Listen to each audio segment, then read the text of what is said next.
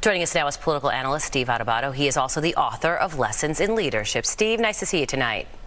Teresa, great to be with you. So let's start with the Biden announcement. A lot of people have concerns about his age. They also feel like perhaps maybe this could be a deal breaker. What do you think?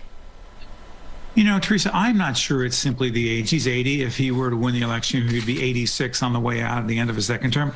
It's really, if you watch President Biden, he has a difficult time, whether he's 80, 90, 70, 60, he has a difficult time answering simple questions. A 10-year-old asked him a question in a public situation recently, and he scrambled. The question was, Mr. President, what are the keys to success?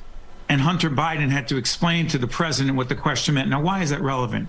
It's because whether he's 80 or 90 or 60 or 70, you have to be able to do that. This is a 10-year-old kid. You have to be able to answer those questions. But when you think about the fact that this is on video, Teresa, this announcement was made to make sure that the president would not fumble, that the president wouldn't step on himself, that it wouldn't be a live situation. You can only do that for so long. I get that they wanted to control it, Teresa, but in a presidential campaign, there's a whole lot you do not control. You're going to be asked tough questions by citizens in public meetings, reporters, and if Donald Trump is the nominee, it's going to be tough debate. Yeah, so before we get into Donald Trump, I'm curious about your thoughts about keeping Kamala Harris on the ticket as well. I mean, a lot of voters have a lot to say about that. Some certainly love her, others certainly do not. I do not think that President Biden will make a move with the vice president.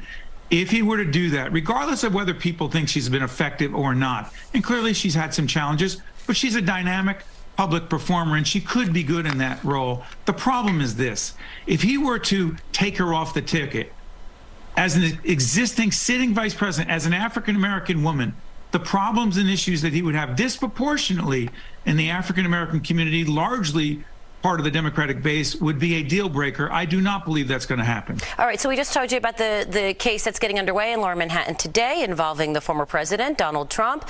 However, a poll finds that 2/3 of Americans say they will vote for him, basically no matter what, even if he's convicted of a crime. Do you think Biden, or really any candidate for that matter, can overcome that and win over these voters?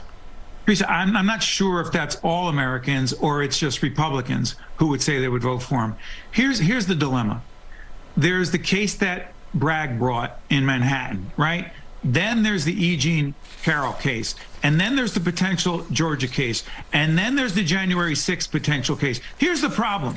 If you've got a candidate in the middle of a campaign who has one charge after another, one indictment after another, if that were to happen and he has to deal in court, it distracts you from a campaign. It makes you a flawed candidate. And here's the view I have.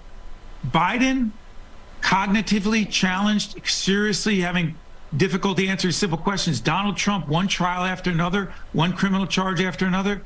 That's the best we can do.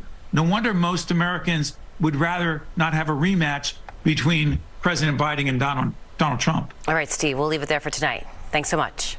Thanks, Teresa.